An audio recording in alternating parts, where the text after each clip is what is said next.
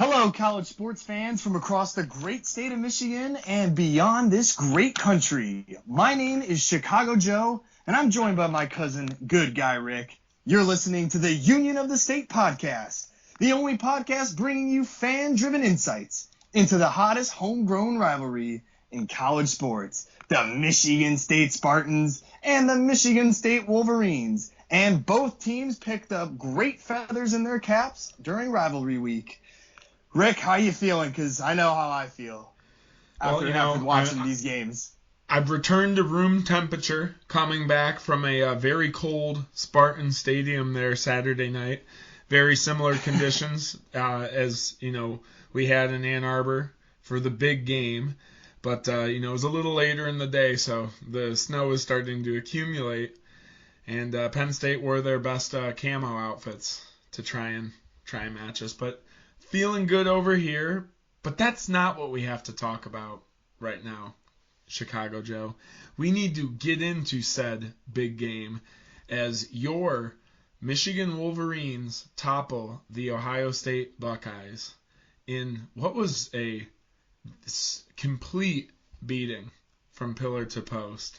Ohio State never threatened in that one, so how are you feeling, my man, after, what you could only say is the best performance of the year for the Wolverines?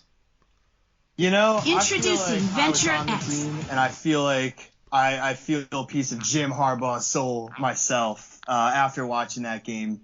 And if you listen to the last episode, I didn't really say who I thought was going to win, but I sort of give some inclinations that I thought maybe Michigan wasn't going to be up to the task for yet another year. And who could really blame me, This was the first victory against Ohio State in a decade, and really only the second win against them since 2004. So in both ways, it's been a long time coming.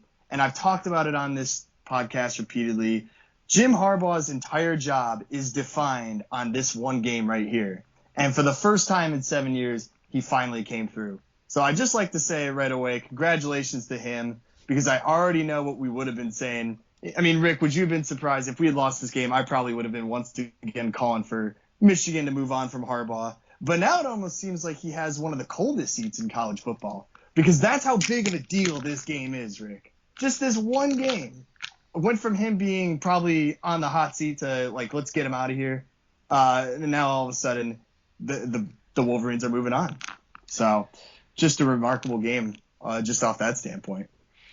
From listening to local radio last week, none of the Michigan announcers were picking, Michigan to win that game. I thought you did end up picking Michigan at the end, unless you're saying you were kind of digging yourself the back way out there, just right as you were breaking it down. But I was getting ready to come into this podcast and say we both finished with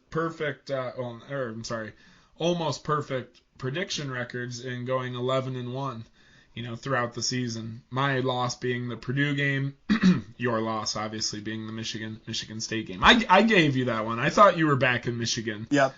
Unlike these local sports broadcasters, I might add.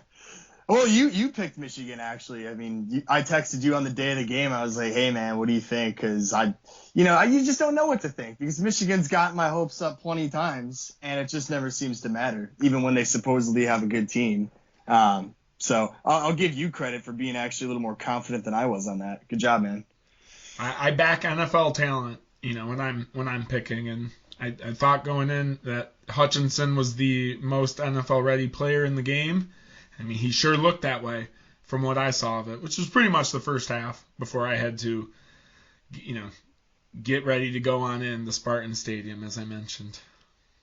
Yeah, well, let's just get into it then. So starting with the defense, at the very beginning of the year, I was kind of lukewarm about how Michigan's defense was going to play, and they also started out not so great as well. The pass defense in particular was never really inspiring me. I didn't think that at the end of the year we'd be able to shut down Ohio State's passing game. And not to say that we really shut it down in this game, but there's absolutely been an improvement on Michigan's pass defense throughout the year. They've gotten better every single game. And a lot of that does start with the pass rush attack, which, as you mentioned, Aiden Hutchinson, went absolutely off on Ohio State. His father played for Michigan. I don't think there was a player. Chad Hutchinson's his dad? Yes. Oh, my God. Yeah. That's the first time I realized that. Wow. I mean, I don't think in Harbaugh's tenure there has been any player more than Aiden Hutchinson that's wanted to win this game more than any other player that Harbaugh's ever had. This guy has lived with this rivalry his whole life. This is what he's defined his Michigan football career on. And he absolutely showed out. He had 3 sacks, which gave him 13 sacks on the year, which tied a Michigan Wolverines record. This football program has been going on for over 100 years, and he tied a record in sacks with that breakout performance. Although maybe I shouldn't even call it a breakout performance. He had been leading the Big Ten the entire year, basically, along with Ojabo, who got a sack of his own.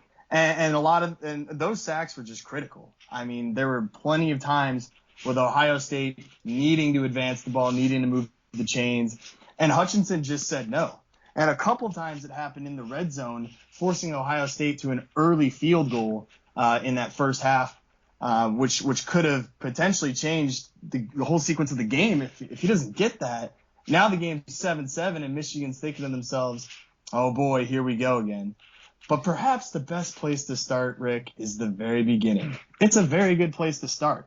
And Michigan controlled the trenches from the outset of the game. They marched right down the field, and they got a touchdown. Then they forced a 3-and-out. And as Michigan looked like they were going to score another touchdown to potentially go 14-0, McNamara throws into triple coverage, gets an interception right on the goal line. And as I alluded to earlier, Ohio State goes the whole length of the field, but is ultimately foiled by Aiden Hutchinson, who did not allow them to convert on the third down and get the touchdown, which left the game at 7-3. And then other than that, it just sort of seemed as if Michigan was never going to blink. In the second half, they had 4 possessions other than the victory formation possession. And on all 4 of those possessions, they scored touchdowns. It was all about Michigan's run game, could not be stopped. And sort of a shout out to Kenneth Walker in the game he had against Michigan, where he scored 5 touchdowns and put himself on the national scene, on the map. Hassan Haskins, he had 5 touchdowns. He ran for 169 yards. And Corum, who came back after missing the last couple games, he also rattled off 87 yards and just 6 carries. I mean, the Michigan offensive line was absolutely dominant. I don't even think that any run that Michigan had was stopped for a loss during the whole game. I mean, the guys were falling forward. The offensive line was resetting the line of scrimmage, as you always hear. They were resetting it like 2 yards behind Ohio State's defensive line. I mean, they were just moving guys out of the way. And that basically set up everything. Not only did the running game, which obviously had 5 touchdowns through Haskins, really thrive, but you also looked at the passing game. McNamara, he had that 1 bad interception, but other than that, made some really nice throws in an otherwise difficult atmosphere to throw the ball in. It was snowing and kind of flurrying the whole day. It was windy. It was cold. It was cloudy. Pretty classic Michigan-Ohio State type game. That's Big Ten weather. McCarthy had 1 throw for 31 yards. So the passing game wasn't the story, but it really set up a lot of the run game as well. That offensive line really gave them a lot of opportunities. I was going to say there were there were at least 2 pass plays where, they got him down right there, ultimately for that O-line and Haskins to just be a force and, pounded in the other, 5 yards or whatever they had left. But, McNamara was having some big time moments, and I think I even saw a couple big McCarthy plays in there. Yeah, he had some nice runs and then had 1 nice pass. And again, it all goes back to the run blocking. Ohio State had to eventually start to try to commit to stop Michigan's run. And that ended up enabling Michigan to throw a flea flicker and a couple other big yardage plays as well. It was everything Harbaugh had ever envisioned that his offenses at Michigan would look like. Start with the run game and allow that to open up the rest of the playbook. And that plan, for the first time in his 7-year tenure at Michigan, actually worked. And it actually looks like it could work going into some of the bigger games going on. So credits to Ohio State. I think C.J. Stroud for however much longer he decides to hang around the Buckeyes program, he certainly looks like he has that ability to be another foot in Michigan side. Remember, this is just one game. Michigan had them for this year, but make no doubt about it, no mistakes. Ohio State is not going anywhere. This team is going to continue to be a presence in the Big Ten East, in the Big Ten, and ultimately a threat to move on to the biggest games. But for once, Michigan was able to win the big game and open the door to the Big Ten championship, which we'll get into a little bit later. And hopefully that'll be able to catapult them into the top 4, which they are actually ranked number 2 now. But if they can stay there, that'll give Harbaugh his first chance into the the college football playoff. So just an exciting game. All of my Michigan friends were completely just relieved. That's what I would say. And I would almost say I was in shock too. I was just sitting there taking it all in while my friends were going crazy. And I think they were a little concerned for me, Rick, because I wasn't like jumping up and losing my shit. But truthfully, I just never thought I'd see it happen, and especially not in this fashion. So what a game for Michigan. What a game for Harbaugh. It's just a new day for the Michigan franchise. And who would have thought it was going to happen a year after getting only 2 wins last year? Certainly not me, and I know you probably feel the same way. Yeah, no, I mean, ultimately that was, just the most complete performance, at all phases of the ball. Obviously, there was the pick, but other than that, McNamara was still making all the right plays, confident as could be in there, as they, you don't want to say cruised because it was such a, high tier battle there, but just laid it to Ohio State. And I think it goes back to an earlier part in this podcast where you had mentioned Michigan had put the chip on the shoulder. We were kind of culminating that to, like, as Mark D'Antonio did, with all the, stuff that's being said, and, when you're feeling like you're just a non-factor. And, that was that chip that Harbaugh put on this team. And all year we've talked about them being business-like. They got to this game. One loss, completely controlled their destiny, and then ultimately, was able to, put it all together there, peak, and, is just looking like the juggernaut of old there. And there's, relieved fans all over, not only the country, but the world, because we know the brand that Michigan is, that, there's some people for the first time seeing, Michigan get that big W. Obviously Aiden Hutchinson's, been around for it before, but, that going pro, getting it himself, but then for all those fans, that's just the big one there. And like we said, yeah. Jim Harbaugh, who knows if I don't think he would have been fired, if they had lost that game, but like you said, at least half the fan base would be calling for it. But yeah, right. now it's all cooled down. I wouldn't blame him if he's trying to renegotiate his contract a little bit, especially with all the movement. Wink, wink. I don't want to pick up. You can do that after the season's over. But no, I do like the point you. Exactly. No, that's what I'm alluding to. But this win is the one that does it. It's all about leverage, and obviously from here on out, he's just adding more to it. But it all starts with the big rivalry, so Michigan was able to, flood out the noise from everywhere else and go into that one, play their game.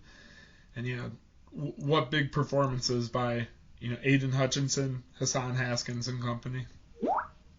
Yeah. And I'll just go back to the point you made earlier. It just seemed businesslike, and that's something that I haven't seen from any of Harbaugh's teams really thus far. I remember after the Nebraska game, Cade McNamara said, "Hey, I've been on Michigan teams before. In the past couple of years, I don't think we would have been able to pull out that game against Nebraska in as hostile environment as that was, and the way that they kept coming at us, and Michigan just didn't fold. They didn't fold under pressure, and there were a couple times, at least at the beginning of that game, where it looked like, here we go again. McNamara throws a pick. He's going to be all scared and nervous and not going to make big plays for the rest of the game. The defense is going to kind of sit back on their heels now. But it just never happened. And even though Ohio State did take the lead, I believe, in the second quarter, there was no denying that Michigan came out like a bat from hell in the second half. I mean, they came out and they scored a touchdown in every single one of their possessions. And even though Ohio State scored a couple touchdowns too in the second half, Michigan always answered with another touchdown. So they didn't blink at all. They just kept out there and they kept the pressure on. It's a very good sign for this team when they get into bigger games, maybe even against teams like Georgia if they get to that point where they might be in over their heads. But so long as you have that internal confidence instilled within you, you can pull out great victories. And in the eyes of a lot of people, a great upset like this one against Ohio State. So with that, before we move into one of the big topics going forward here, let's pass it over to you, Rick. Michigan State versus Penn State. Not really a rivalry game, but these are two great blue blood programs as well. I'll have to stop you right there, sir. Not really a rivalry game. The land-grant trophy was on the line in this one, as these are the only, or the first two colleges to be formed, from the land-grant that was offered all those years ago. But it has been, it's not at the forefront. It's obviously not like the Michigan rivalry, even another rivalry that we're going to talk about a little bit later that Michigan State's been involved in for decades. But this is one of our 4 rivalry trophies, and as far as recruiting goes, it's a big battle in that matchup for getting the props over one another, as we're pulling from the same Midwest pool more or less. But I just had to back up. I didn't mean to throw shade. I just meant that it's okay. It's okay. As you mentioned, I just had to back up the glorious land-grant trophy, as I hope everyone saw the picture of last week. But yeah, no, it's just one of those games as no one wants to lose footing in the Big Ten East here, especially as Michigan State had been in that top 3 all year. Don't want to pop out at the end. As I said, lot riding on it. Just to finish 1-3 in November, it would be terrible. That coming off of the big win at the end of October there, and then just being able to finish that undefeated streak at home is really a solid note on the end of what was a really good season. Ultimately for the Spartans here, 3-0 in said trophy rivalry games against their Big Ten opponents, and ultimately a fun game that allowed State to kind of get the offense going.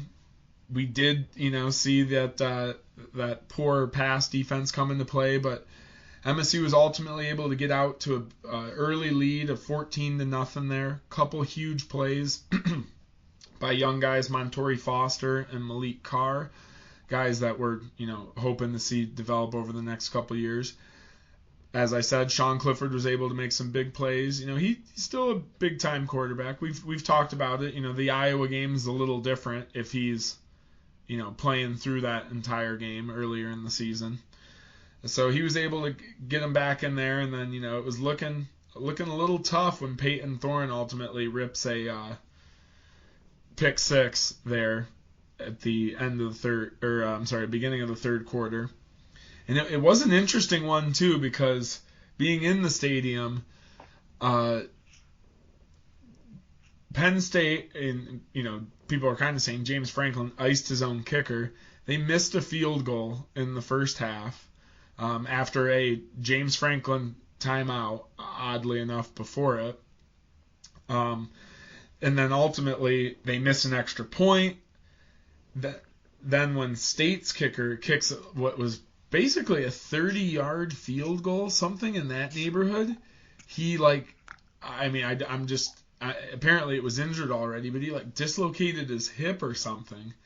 And he was only supposed to play in case of emergencies, and they deemed that field goal an emergency. But yeah, so our kicker gets pulled. Then at halftime, we see 2 random guys who they're not selling programs this year, but no one around, and there's some diehards that sit around me, could name those 2 guys practicing down there. So they're practicing, and then ultimately State scores a second half touchdown to go ahead there in the third quarter, and the guy misses the extra point right back to him. So, it's still that 7-point game as we're getting to, close to the end there. That ultimately, a couple key takeaways were able to, help Michigan State seal the deal. Kenneth Walker, had a big game in what was his first, a good game in what was his first game in the snow in his entire life. So he was loving that, and there were a couple videos of him sliding around in the snow and doing snow angels after. So, obviously it helps that my team won, but it's always cool to see, the guys having fun out there like that.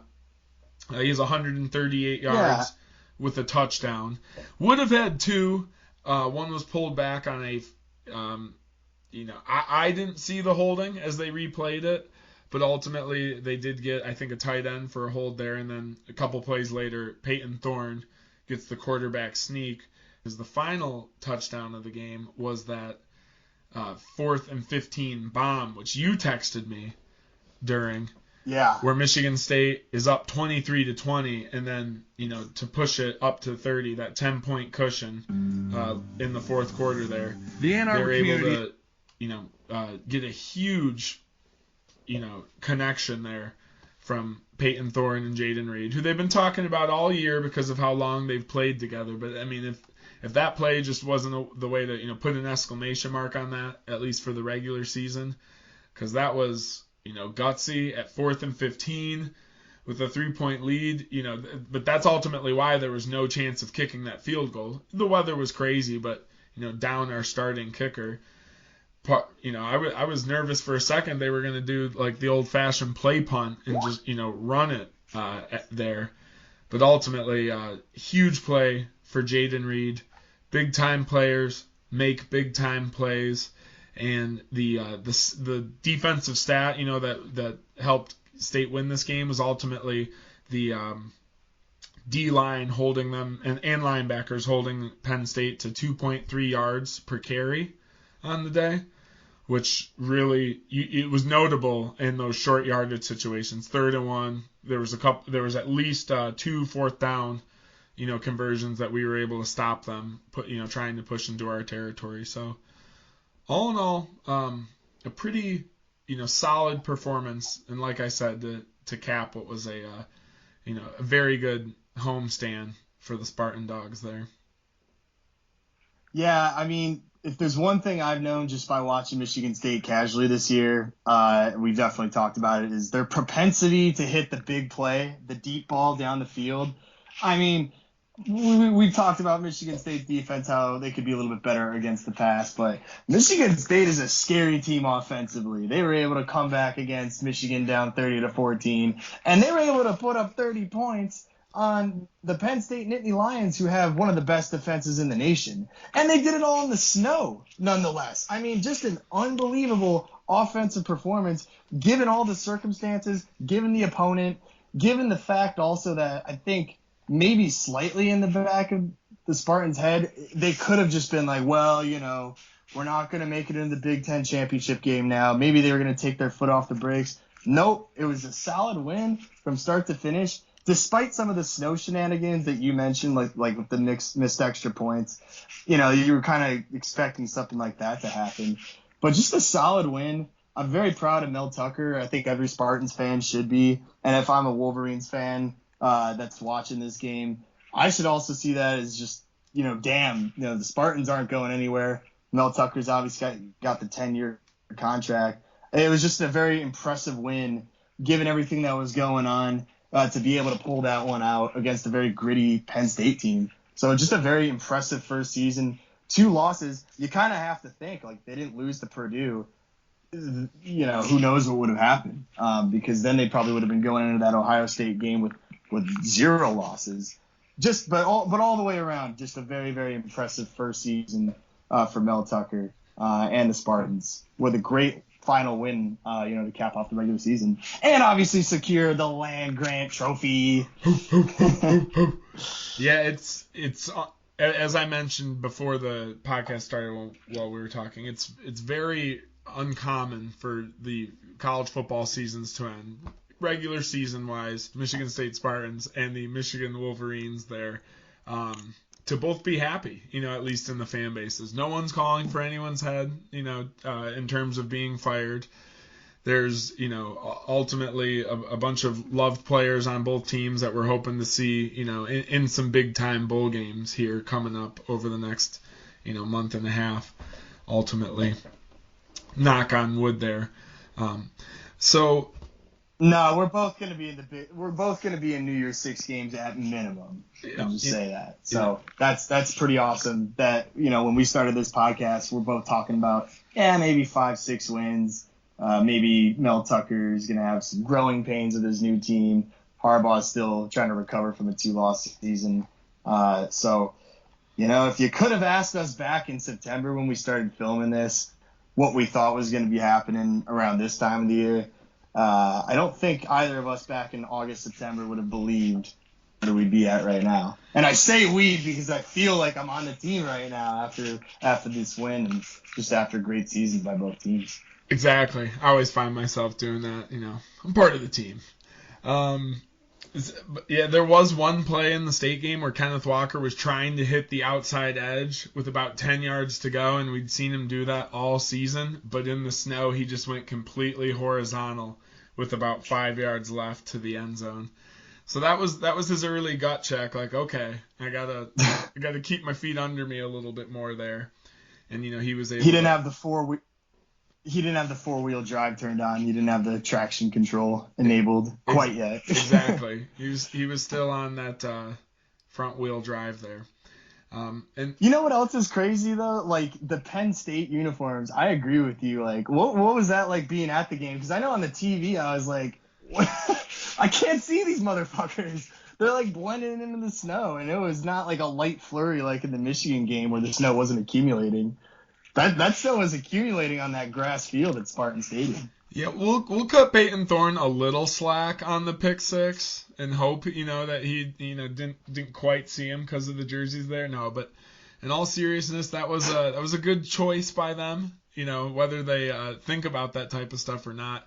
I think on the video highlights, at least from the overhead view, it's a little harder to see than in the stadium. Or, it blends in a little better on TV versus at the stadium. But, I mean, it's still, there were some moments where I was, trying to, kind of look around, see matchups, and I thought people were open. And then I was like, oh, never mind. As I'm checking down with Peyton Thorne there, I'm like, oh, can't go there. Can't go there. So they were able, and obviously there were some studs on that team defensively and offensively. So, that just like when Dotson would just appear out of nowhere, and he's not the biggest dude, and he was making some big time plays. So that dude's a stud. He'll be in the NFL. I gotta mention this. I'm not sure if they mentioned it on the broadcast.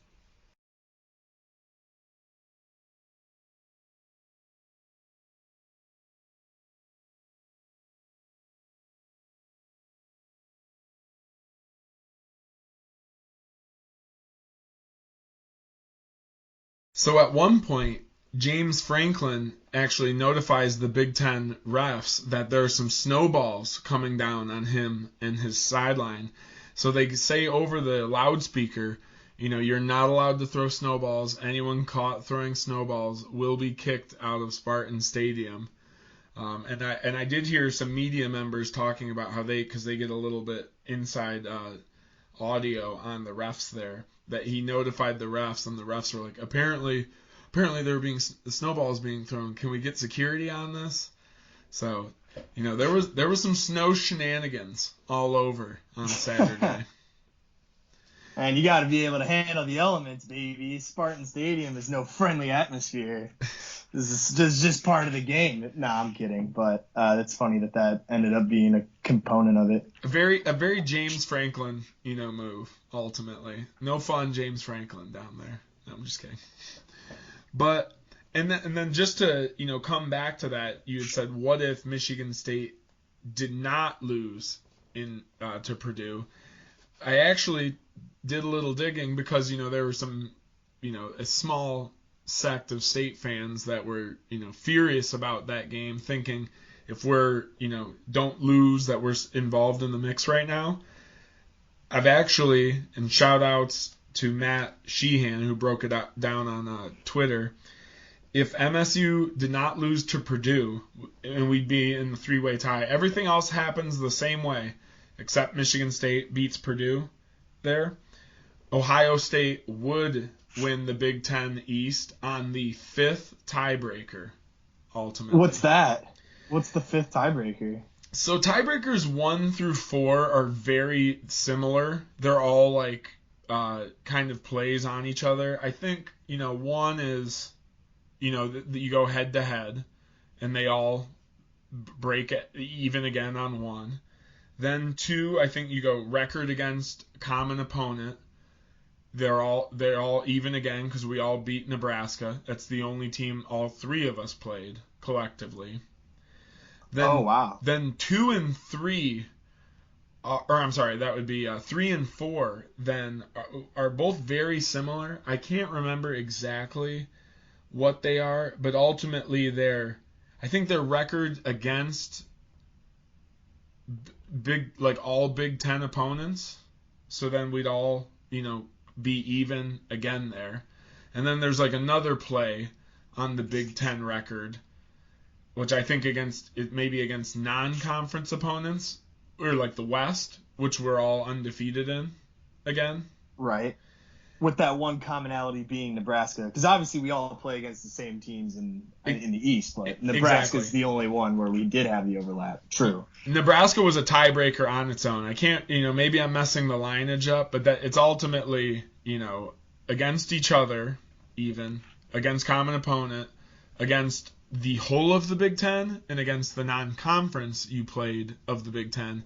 And then number 5 is record of Big Ten non-conference opponents. So then you mean non-division then, right? Non-division opponents, and if you tally them up, we both have Nebraska. Michigan State and Ohio State had Purdue, and then Michigan State and Michigan had Northwestern, and then you guys had Wisconsin. And yeah. I can't recall who Ohio State's is. It's not Iowa, was it? But it wasn't Northwestern, and ultimately they had Minnesota. Northwestern is the team that brings us down because of their overall ranking. Man, and then Michigan was second because Wisconsin pushed them above states Nebraska, Northwestern, and Purdue.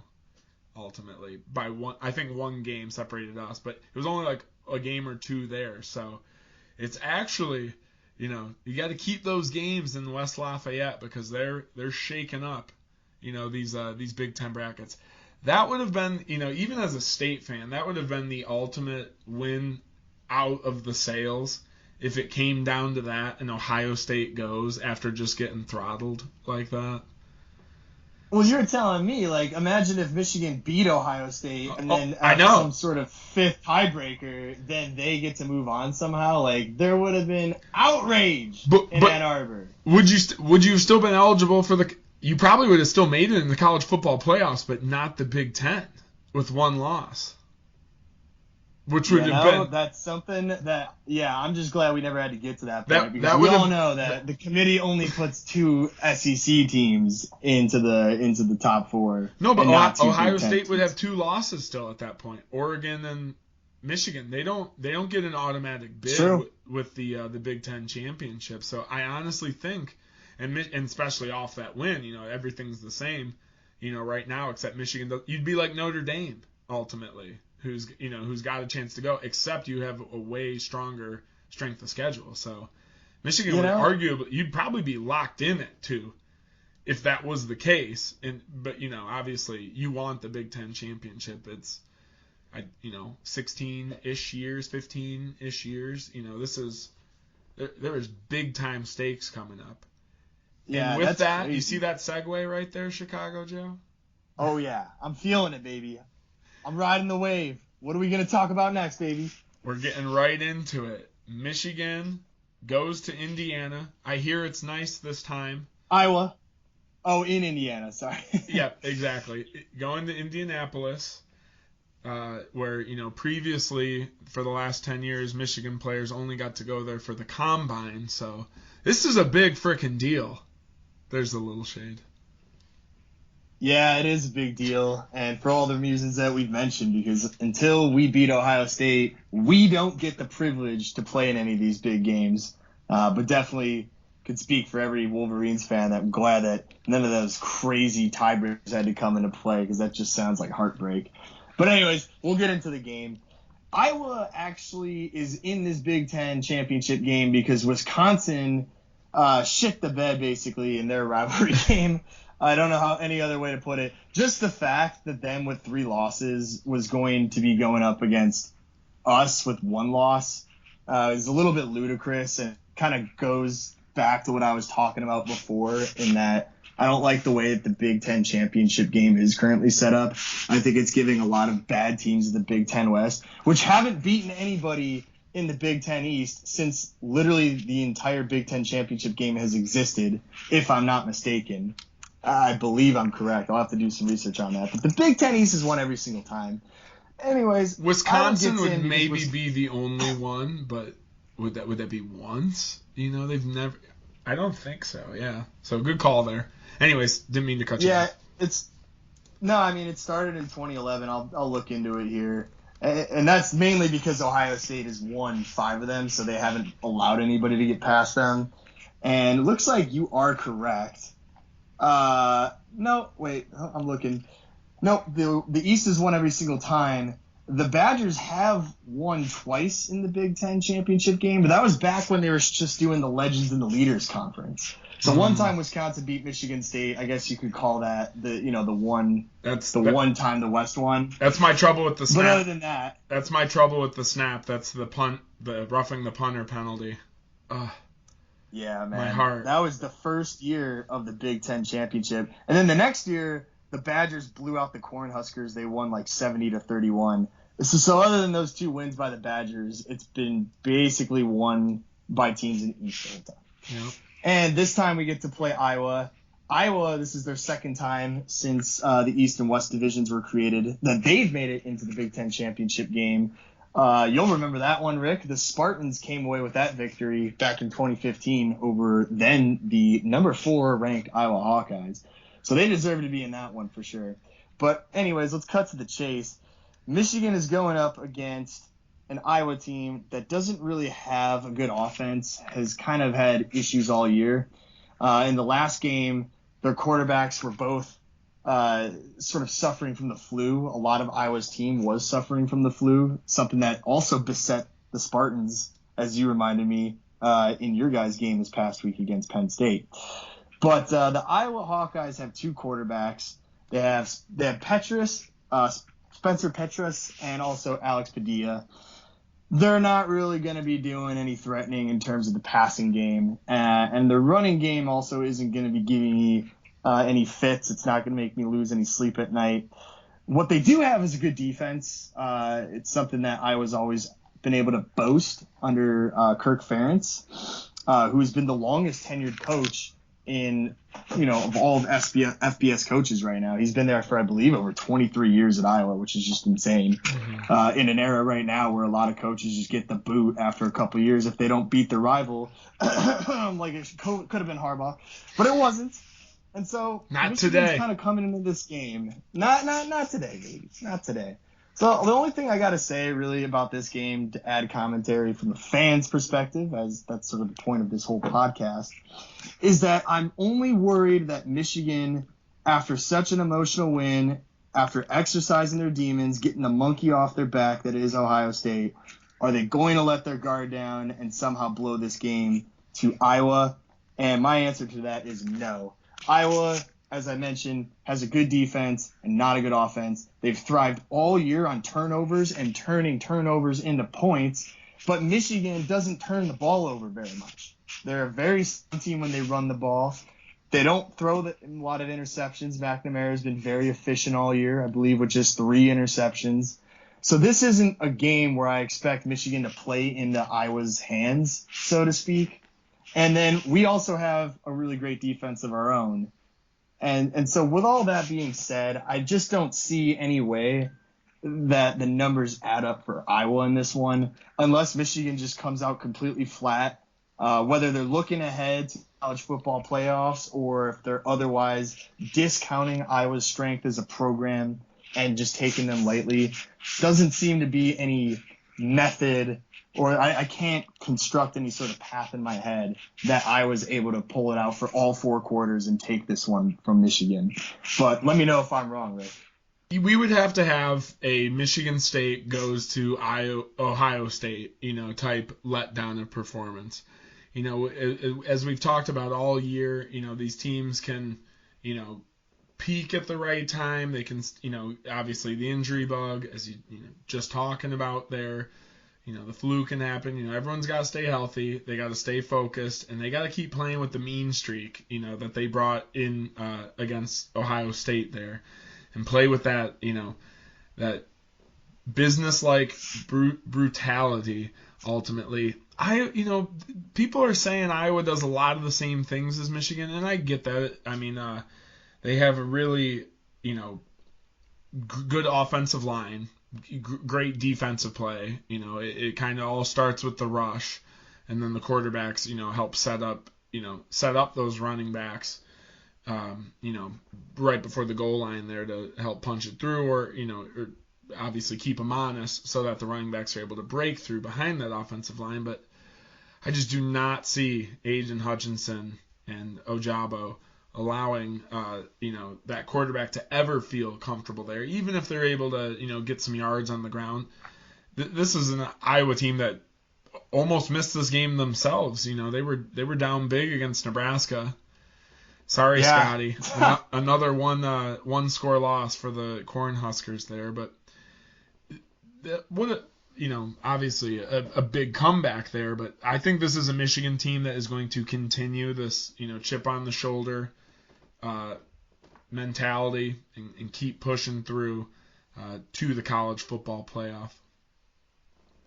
Yeah, that's a good point. Iowa they were, I think, down 21-6 in Lincoln, Nebraska, and they ended up coming back. But the reason they came back was because they blocked a punt, which returned for a touchdown, and they also had an interception that brought them down to like the 5-yard line of the Huskers. That's really the only way that I could see this happening, is if somehow they're able to turn Michigan over and get points off of those turnovers, and then their defense is somehow able to shut us down. They do have pretty good run defense, right? So if they're able to limit that and force Michigan to do not what they don't want to do, but what they prefer to sort of leave as the secondary component of their offense, which is passing the ball, that's really the only way that I could see this getting out of hand for Michigan. I don't think that they're going to fall into the trap mentality. This game is already big enough. Like, you can't call the Big Ten championship game a trap game. Iowa's still ranked number 13, so this is going to be a 2 versus 13 matchup. It's going to be the night game, as the Big Ten championship game always is, so all eyes on them. I don't see Michigan coming out playing flat. I don't see them all of a sudden starting to commit the turnovers that Iowa thrives on. And so for those reasons, I'm feeling pretty optimistic about this game. This big time game. Like I said, Michigan would have to, show up a shade, as a shade of themselves, but the depth on this team, they're more ready for this battle ultimately than the Iowa Hawkeyes. So I'm expecting Michigan to get a big W there. I think they were about a 10-point favorite. I feel comfortable with that after what I saw last week. And this is an Iowa Hawkeyes team that might have an equal defense as the Buckeyes. Not to say that wasn't a great Buckeyes defense, because obviously as we talk about depth and talent, we know the Buckeyes have it more than anybody else in this division. But this is the Hawkeyes defense that does have some big players on it. Has kept them in big games all year. With the exception of some of the L's they've taken there, but I just see Hassan Haskins and co. moving the pile and riding that 10-point plus 10-point victory there. Yeah, Makes sense. They might be able to hold us for a little bit, in terms of their own run defense, but ultimately Michigan's just got the big guys up front, and the pressure should just be relentless throughout the game. So we'll leave it at that. And this is the state of Michigan's chance to hand the Iowa Hawkeyes their second loss, in the Big Ten in the Big Ten championship game to a Michigan team, as Michigan State punked them in 2015. Now Michigan's looking to do the same. Definitely. Well, if Michigan wins this game, they will get their first college football playoff appearance since it was created. And also Michigan will have a chance of playing for the national championship for the first time, probably since 1997, right? I mean, being in that spotlight. So we know where Michigan. I was gonna say I barely remember it. So. Yeah. I mean, we know where Michigan can go if they win, but what is less certain is where the Spartans will go. They finished, obviously, with 2 losses, one of them to a really good Ohio State team, the other to a spoiler-type team in the Purdue Boilermakers, but still a very great season, and they played very complete football for the most part all year round. Their record certainly shows it. Pose it to you now, Rick. Where do we think that the Spartans are going to fit in the New Year's Six picture? Who are they going to play, and sort of what is that going to look like based on the way the rest of these championship games play out this week? As Michigan State's season is, regular season is concluded here, at this time, well, it's looking like we're going to get another team who is done playing games, and that is the Notre Dame Fighting Irish, who are, that was the rivalry team I alluded to earlier in the episode. In what would be the New Year's Six Fiesta Bowl, that is assuming some things, and obviously, these committees, they always have some politics involved with what they're doing. But, that's assuming if Michigan handles its business and beats Iowa, State finishes as the third best team in the Big Ten by merit, and then ultimately would get that last bid in what would look like the Fiesta Bowl. Going to Arizona, this is a Michigan State team. Michigan State as a program travels really well. A lot of alumni around the country, so I feel like we'd be flocking to that stadium. A lot of people want to get out of this weather that we're dealing with here in the Mitten, so Arizona sounds really nice, and to get a chance at Notre Dame, the first chance in about 5 years for Michigan State would be very cool. That is the only rivalry trophy we haven't played for this year, and we're 3-0 in those rivalry games, as I've repeatedly said here. So a little battle for the megaphone sounds like a great game to me. Obviously, there's some other behind the scenes rivalries, as I've talked about with recruiting in the Midwest there. So that would be a big one, and it is even a little bit more crazy as we're sitting here today, November 30th. Brian Kelly is heading down to LSU. So what's your reaction to that? Do you think that would be a good bowl game? Do you think it's possible? And then, what's going on in this crazy college football world? I think a lot of people thought Brian Kelly would probably be a lifer over at Notre Dame. Well, before I get to the Brian Kelly thing, I really like the prediction. You have to understand, college football is not like pro sports, especially the NFL. It's an imperfect science because of the games that you play and how big of an importance that strength of schedule sort of factors into the whole thing. That's why we're still talking about if even Cincinnati with their perfect record, if they even deserve to be in the top 4. But I digress. I think this game makes a lot of sense, not only on paper, but also because the people that pick these bowl games, they know that they want to pick good matchups, right? So they want teams that have histories, so that way they can sell, more tickets to the game and get a lot of people interested to tune in. And Michigan State, Notre Dame makes sense. These are two schools that are very close to each other geographically, that have a lot of history. Not as much recently because Notre Dame decided that they wanted to stop playing Michigan and Michigan State, focus on some of their easier rivalries. And they were the ones, don't forget, that pulled out of both of those rivalries. They didn't want to play all the big 10 East teams that are any good or worth a shit, frankly. So it's interesting to me because I do think that is a good matchup. And again, we're just making predictions here because unless some really crazy stuff happens, Notre Dame's unlikely to make it into the top 4. And if they do, honestly, shame on the college football playoff. We put them in a couple times and they've been destroyed, which brings me to my next point. Because they don't have a conference championship game, because they haven't been able to really put together, even with one loss, just like Michigan, they don't have a great strength of schedule because of some of the choices that their administration made. I think that's a big reason why Brian Kelly decided to leave.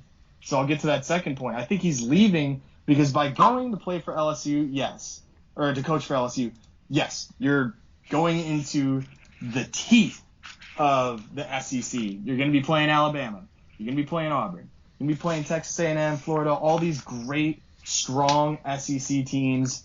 There's certainly no shortage of difficulty, and I commend Brian Kelly for doing it because, yes, he could have stayed at Notre Dame for his whole life and probably would have made a lot of money and probably would have never been on the hot seat and always would have had a team. That's kind of where Notre Dame's at now. They've been sort of hanging around in the top 10 for most of his tenure, which is really impressive, and I commend him as a coach. But I think he just sort of realized because of what Notre Dame does to itself, because they're an independent team, because they can choose who they play and who they don't play, and other than last year, just gravitating towards the ACC because it was probably the easiest conference for them to join because they play there in basketball, and the ACC in football has been historically weak.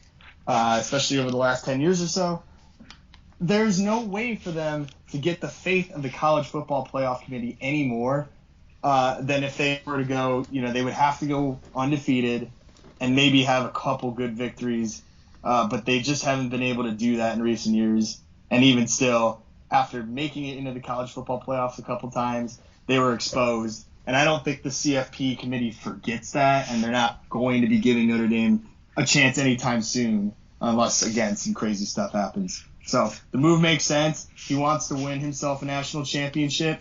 LSU is the place to do it. They're going to be set up for it. Orgeron won a couple years ago. Les Miles won for them, the last coach before Orgeron. So this is a school that's capable of winning national championships. He's going to have all the resources around him, Rick. And now it's just going to be up to him. The big games are going to be in front of him. All he wants is a chance, and that's something that he's going to get at LSU. Yeah, I have some long, deep-rooted shade to throw against Brian Kelly. I won't hit him too hard because obviously he came to Notre Dame and, backed everything up and more. But early on, when he bounced from Central Michigan to Cincinnati, that was right when D'Antonio left Cincinnati to come to MSU. And he was there, I think, 2 or 3 years. And he never really played with his recruiting classes. Those were all D'Antonio's recruiting classes, which he then vaults himself into that Notre Dame job. So then we're playing Notre Dame every other year. So that was just one of those rivalry things that was, at the backside of that. So, as you alluded to, they opted not to play us. Notre Dame was the only team that in the last, with the last group that was added to the Big Ten there, in Maryland and Rutgers, that was the only team that ever, made sense to me to add to the Big Ten was Notre Dame. Totally. For whatever reasons that they, cite tradition for, they've decided, not to join. Yeah, which would have been then the Big Ten East would be arguably, just too tough. But that would maybe cause for them to shake that up a little bit. I guess they could go west with them. Yeah, they'd probably option Purdue into the East and then throw Notre Dame or one of those other two. It's either Indiana or Purdue they would have flexed. But I'll just say from my friends that I've talked to that went to Notre Dame, apparently like the alumni base and the donors, like they are very committed to keeping Notre Dame an independent school. That is an absolute deal breaker for them if they were to join a conference. Like that is something they pride themselves in, and all power to them. But based on the current college football playoff structure, it's not good when you don't have a championship game, that extra game against another really tough team in your conference. That's lacking for Notre Dame. I mean, they don't have that, and that's going to be a huge problem for them and that program going forward. Yeah. And obviously, Brian Kelly's deal is big time. Coming in. I think was 10 years, over 100 million.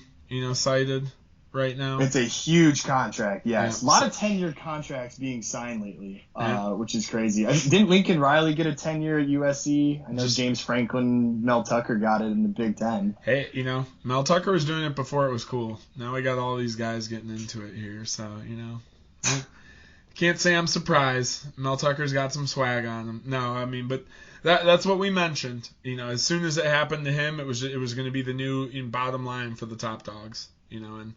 And as we're alluding to, Jim Harbaugh might have something to say at the negotiating table, February, March, when he ultimately gets a chance. Because he'll have some chances to keep flexing there. Yeah, he's got to make some moves in the next couple of weeks here. But the one last point I'll just say about Harbaugh is this was reported, a lot of recruits went to that Michigan-Ohio State game. Both teams were obviously in the top 5 when they played each other, and a lot of recruits that were considering and had offers from both schools were at that game. And I think Michigan struck first blood because after they won that game, they got a 4-star defensive line recruit that just committed to Michigan a couple days ago. So it was a huge win in that sense, and hopefully that'll also bode well for the Wolverines going forward. And also with Mel Tucker signing his 10-year contract and coming off of his first great year, just a lot of positivity coming out of both of our programs here, Rick.